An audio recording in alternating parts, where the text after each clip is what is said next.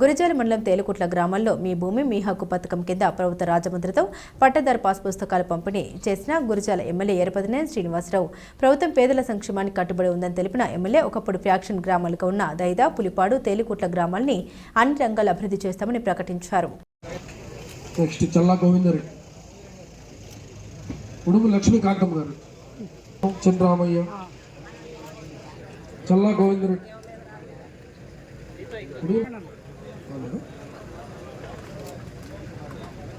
చిన్నరాజు,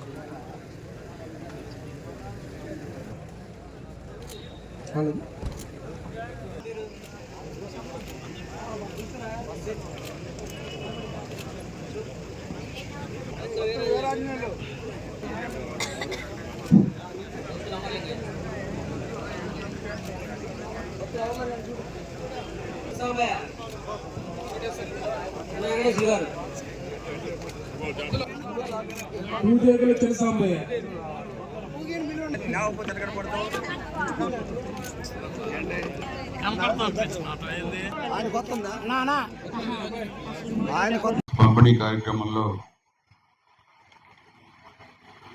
అధ్యక్షత వహించినటువంటి గౌరవ తహసీల్దార్ గారు దుర్గేష్ గారు,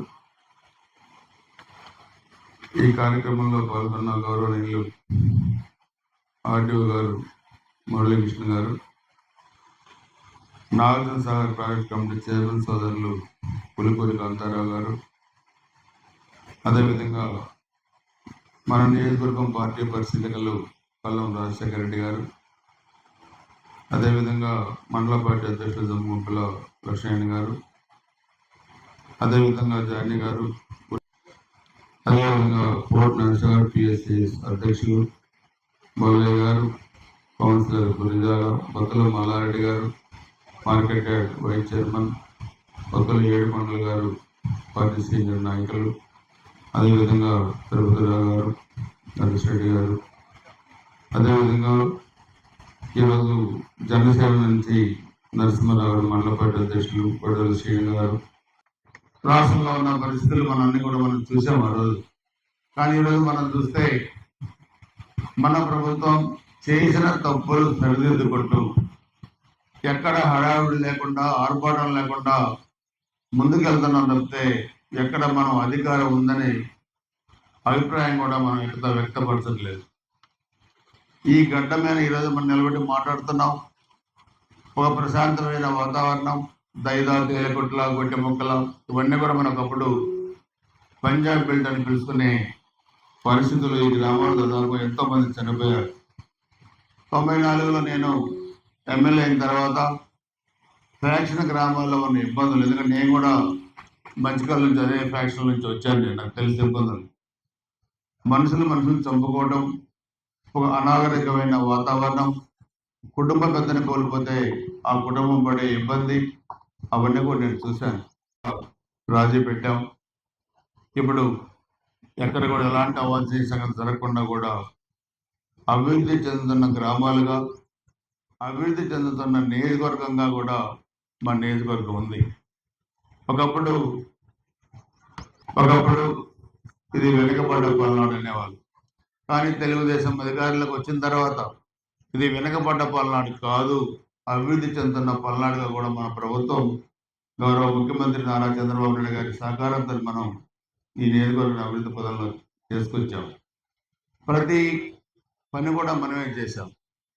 ప్రతి అభివృద్ధి కార్యక్రమం మనమే చేసాం. నియోజకవర్గంలో ప్రతిదీ చూసుకోవాలి. రోడ్ల కాడ నుంచి, బ్రిడ్జెస్ కాడ నుంచి, డ్రింకింగ్ వాటర్ దగ్గర నుంచి, ఎలక్ట్రిసిటీ దగ్గర నుంచి, హెల్త్ సెంటర్స్ దగ్గర నుంచి, అదేవిధంగా కెనాల్ రిపేర్స్ దగ్గర నుంచి ప్రతిదీ కూడా ఏదైతే ప్రజలకు అవసరమైందో, ఏదైతే రైతులకు అవసరమైందో ప్రతి ఒక్క పని చేసింది తెలుగుదేశం ప్రభుత్వం.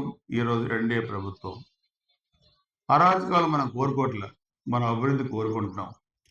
అందుకే ఒకప్పుడు వ్యవసాయదారుల పిల్లలు వ్యవసాయం చేస్తే ఈరోజు వ్యవసాయదారుల పిల్లలు చదువుకొని దేశ విదేశాల్లో ప్రతి గ్రామం నుంచి వందల మంది పిల్లలు, అటు హైదరాబాద్ కావచ్చు, చెన్నై కావచ్చు, బెంగళూరు కావచ్చు, అమెరికా కావచ్చు, ఇతర దేశం కావచ్చు, మరలా మన టైంలోనే 2028లో పుష్కరాలు రాబోతా ఉన్నాయి. అందుకని నేను ఎప్పుడు దేవుణ్ణి కోరుకుంటాను, గత ఆయన కూడా అనుకుంటాడేమో మంచోళ్ళు అధికారంలో ఉన్నప్పుడే పుష్కరాలు వస్తే బాగుంటుంది, చెడ్డోళ్ళు ఉంటే అధికారం నన్ను పట్టించుకోవాలనుకుంటాడు దేవుడు. అందుకని మన టైంలోనే పుష్కరాలు గతంలో వచ్చినాయి, మరలా మన టైంలోనే రాబోతున్నాయి. నా కాన్సెప్ట్ ఏంటంటే అక్కడ ఫారెస్ట్ భూమి ఉంది, ఆర్డో గారు కూడా చెప్పాం, ఫారెస్ట్ అధికారులు కూడా చెప్పాం. దాని అంతా డీఫారెస్ట్ చేయించి 10-15 ఎకరాలు అక్కడ గెస్ట్ హౌస్లు కట్టించాలి, సత్రాలు కట్టించాలి, చౌట్రీస్ కట్టించాలి, కోటపకోండలాగా మనం పార్కులు పెట్టి డెవలప్ చేసుకోవాలి. ఎందుకంటే నేను గతంలో వెళ్ళినప్పుడు కూడా తెలంగాణ నుంచి వచ్చిన భక్తులు కూడా నాకు చాలామంది కలిశారు. ఇలాంటి టెంపుల్ నాకు తెలిసి 2 తెలుగు రాష్ట్రాలు ఎక్కడ లేదు. కానీ దేవుడు కూడా అయినా ఆయనంతటా అయినా నేను ఇక్కడ ఉన్నాను, మీరందరూ వచ్చి మరలా పుష్కరాలకైతే ఖచ్చితంగా మరలా ముఖ్యమంత్రి గారు వస్తారు. అందుకని మనందరం కూడా ఇది మా కుటుంబం, అందరం కూడా కలిసికట్టుగా అభివృద్ధి కార్యక్రమాల్లో ముందుకు వెళ్దామని చెప్పి కూడా మీ అందరూ కూడా తెలియజేసుకుంటూ, ఈ 2 కూడా ఒకటి కళ్యాణ మండపం, 2 బర్డ్ షెల్టర్, అవి ప్లేసెస్ కూడా చూసుకోండి. దానికి కూడా బర్డ్ షెల్టర్ కూడా ఒక 5 లక్షల రూపాయలు మైనింగ్ గ్రాంట్ కింద దాన్ని కూడా ఇస్తాను. అది కూడా మీరు మొదలుపెట్టి చేసుకోవాల్సిందిగా కోరుకుంటూ, ఈ కార్యక్రమంలో పాల్గొన్న మీకు, అధికారులందరికీ కూడా, పత్రికా విలేకరులకి అందరికీ పేరు పేరున హృదయపూర్వక నమస్కారాలు, ధన్యవాదాలు తెలియజేస్తూ సెలవు తీసుకుంటున్నాను. జై హింద్.